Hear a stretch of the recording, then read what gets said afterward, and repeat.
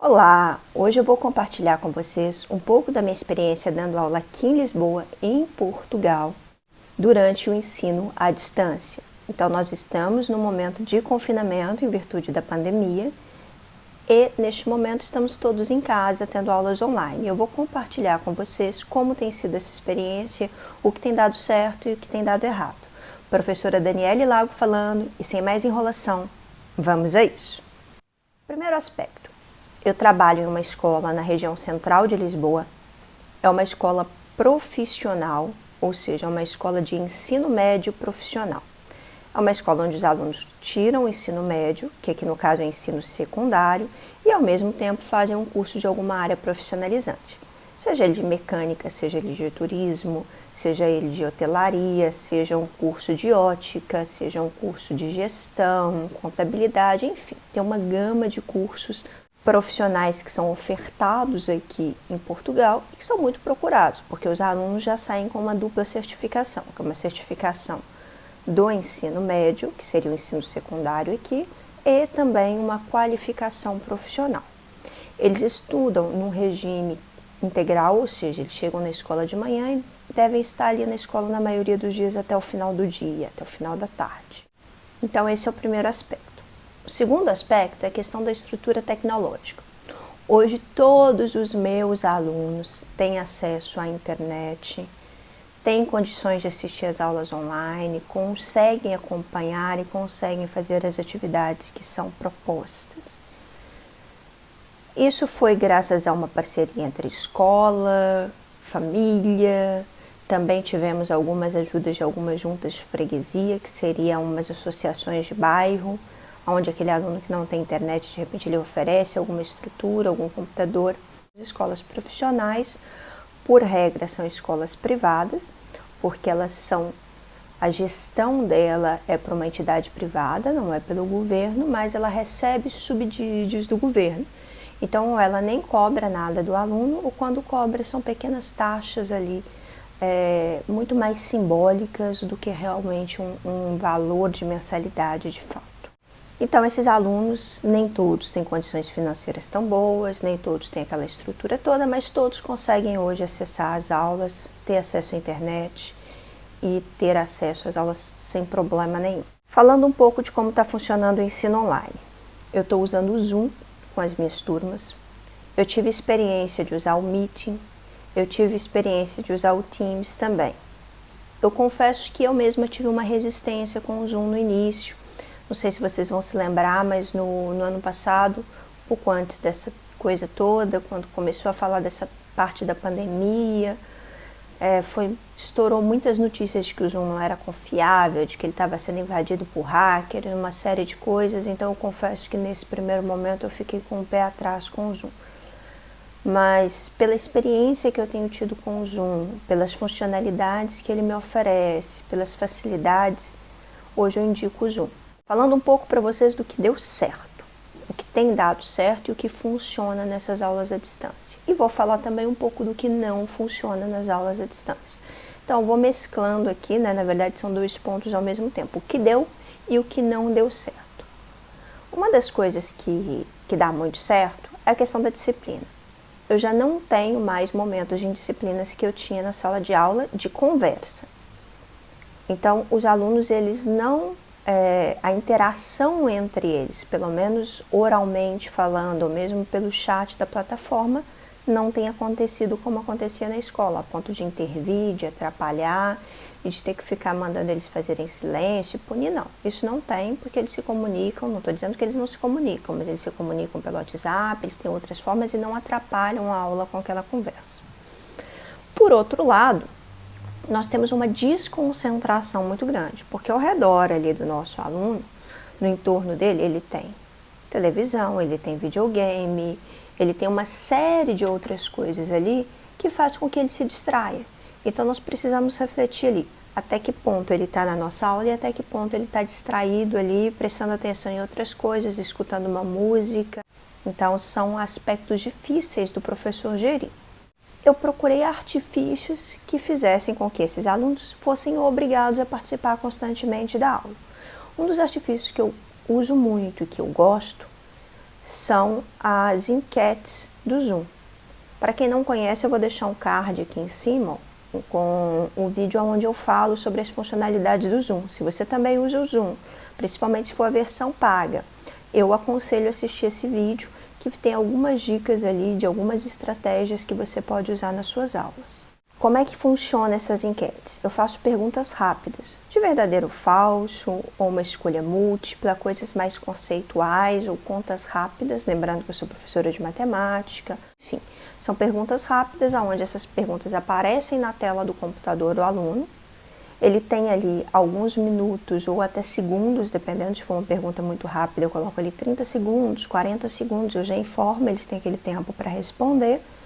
E se eles não respondem, em seguida eu já chamo a atenção deles, já adverto, porque é uma forma deles estarem participando. E eu faço isso uma vez na aula? Não.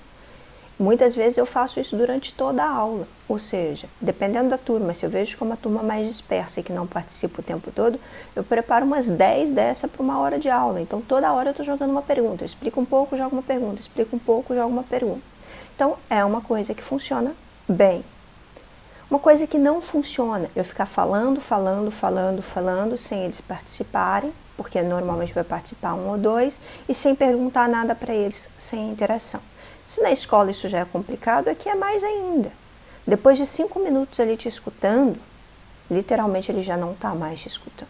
O aluno já está ali na televisão, já está no videogame, já está com a cabeça em outro lugar, já colocou uma música para ouvir. Enfim, ele já está fazendo qualquer outra coisa que não é assistir a sua aula. Então, é importante sim criar estratégias ali para que ele volte a atenção o tempo todo para a sua aula. E essas enquetes é uma das estratégias que funciona muito bem. Outra coisa é dividir essa aula. Vou falar ali durante uns 15 minutos e depois nos minutos finais eu vou colocar realmente para eles fazerem as atividades. Como eu vejo que funciona bem essas atividades? Se são atividades onde eles podem fazer em grupos, com algumas turmas tem funcionado muito bem, com outras turmas nem tanto. Como na escola também, tem estratégias que funcionam bem com uma turma e não funcionam tão bem com a outra. Como que eu faço as atividades em grupo? Eu divido a sala em vários grupos. No Zoom tem essa possibilidade, quem não conhece, acho que vale a pena, isso tem para a versão gratuita também, e é muito interessante. Você coloca cada grupo de 3, 4 alunos, da maneira que for mais interessante, em uma reunião diferente, é como se fossem várias reuniões dentro de uma só. E os alunos vão para essas salas, normalmente eu peço eles para partilharem a tela deles com o exercício, onde um aluno é responsável ali por falar os enunciados e ler, eles fazem essa administração, lembrando que já são alunos do ensino médio, então eles já têm uma certa autonomia, uma certa idade, por isso eu acredito que tudo funciona bem, mas eles partilham a tela. No que eles partilham a tela deles ali, enquanto um fala da pergunta, o outro vai anotando as respostas e eles vão discutindo e vão criando ali. E eu fico ali circulando entre as salas. Existe uma forma deles me chamarem, então, por exemplo, o grupo 2 que está aqui na segunda sala está com dúvida. Eles têm um botão lá na tela deles que eles apertam e eu recebo uma mensagem na minha tela. O grupo 2 está chamando lá na sala deles. Aí eu vou lá na sala deles para verificar o que é. E além disso, independente deles chamarem ou não, eu vou circulando e vou acompanhando, ouvindo e vendo o que eles estão fazendo o tempo todo. Eu vou escolhendo as salas ali e vou observando. Por várias e várias vezes você está ali observando e eles nem sabem que estão sendo observados, nem se dão conta disso. Então dá para ver a turma que trabalha e a turma que não trabalha dessa forma. Eu tenho turmas que eu faço isso, funciona brilhantemente bem, no final da aula eles estão com a atividade pronta, me entregam tudo extremamente bem feito. Tem outras turmas que não. Quando eu estou na sala com eles, eles trabalham. Eu vou para outra sala do lado e acabou, não tem mais trabalho. Mas na escola também é assim. Tem grupo que quando você está com eles funcionam. Quando você sai de perto, eles já começam a conversar e se distraem com outras coisas. Então, uma dica aqui é ver o perfil da turma, ver o perfil daqueles alunos e criar estratégias que funcionam. Uma outra coisa que tem funcionado muito e que os alunos evoluíram muito nesse aspecto, que é o conceito da aula invertida. Da mesma forma eu faço esses grupos e dentro desses grupos eu coloco eles para prepararem as aulas. Ou seja, eu dou um conceito para eles pesquisarem um tema, eles têm acesso à internet, eles montam uma apresentação do Prezi ou do PowerPoint ou da forma que eles quiserem, vai com a criatividade deles e depois eles apresentam aquele assunto para a turma. Então eles se interagem ali para criar alguma coisa, eles aprendem com as aulas invertidas e depois ainda tem.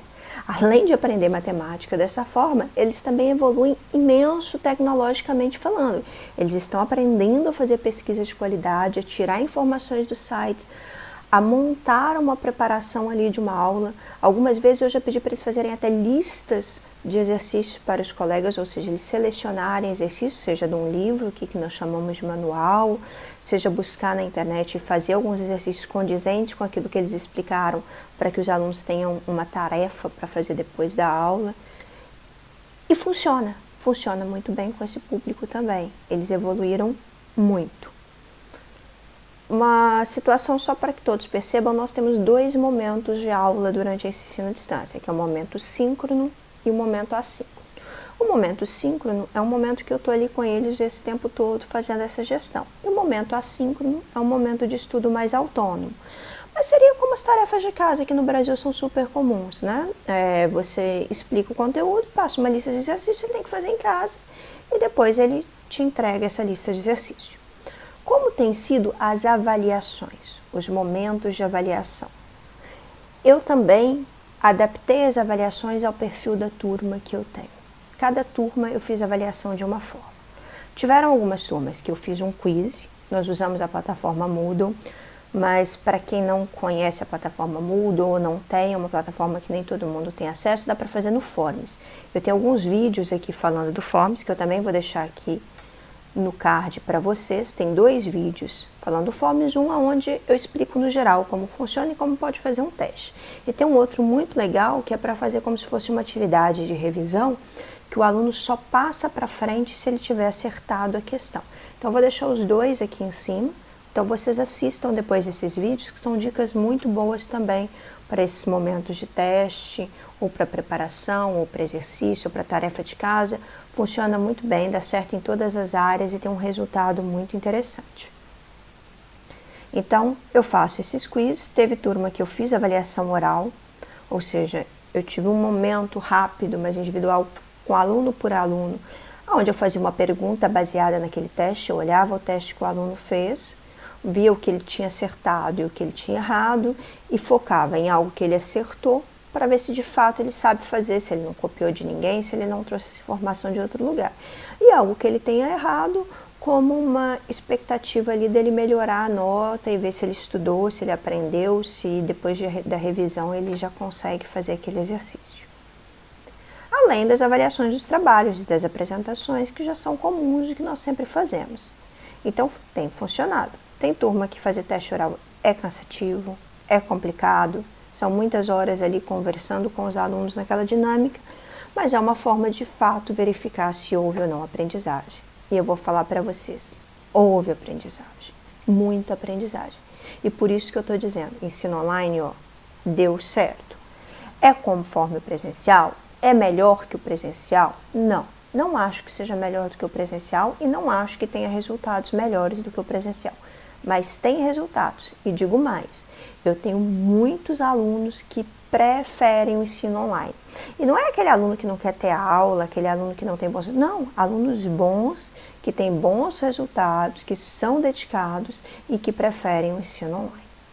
Agora, só falando um pouquinho aqui para quem tem interesse, eu também dei aula para o 5º e 6º ano no ano de 2020. Esse ano eu não estou com 5º e 6º anos, mas eu estava. E deu certo? Deu certo também. Foi a mesma coisa? Não, não foi. Eu acho que eles foram muito mais prejudicados porque eles têm muito menos autonomia para estudar sozinhos do que esses alunos do ensino médio. Mas eu vou falar com vocês que eles aprenderam muita coisa também. Eu pedi para que eles fizessem histórias animadas no computador, mostrei como fazia, ensinei a fazer, onde eles tinham que explicar alguma coisa, fazer alguma coisa. Deu super certo para as regras, para as propriedades, eles tinham que explicar e mostrar e colocar o bonequinho para fazer a conta e colocar a mão desenhando. E eu ensinei eles a fazer isso no computador, o que eles adoravam, porque eles adoravam montar esses projetos e montar esses vídeos animados no computador. E por outro lado também foi interessante porque eles aprenderam a mexer com essas coisas tecnológicas. E o que eu tenho certeza é que para o futuro deles e para a vida na modernidade que nós temos hoje, aprender a gerir uma reunião, aprender a fazer uma apresentação, aprender a fazer um vídeo, é cada dia mais importante. Então eu vou falar que o balanço foi positivo. O saldo é positivo, sim. Eu indico o ensino online? Não, eu não indico o ensino online. Eu ainda acho que para criança e adolescente o ensino presencial é a melhor opção. Adulto, universidade, faculdade é outra história, tá? Eu estou focada nesse público aqui do ensino fundamental e ensino médio. Não indico o ensino online nessas duas situações. Mas o ensino online funciona? Funciona, dá certo. Em situações excepcionais, como a que nós estamos vivendo agora nessa pandemia, é sim um recurso muito bom. Bom, espero que vocês tenham gostado de mais esse vídeo. Eu sei que foi só falando aqui, muito tempo falando, mas para partilhar a minha experiência com vocês. Um grande beijo, obrigada por assistir esse vídeo até aqui e até o próximo vídeo.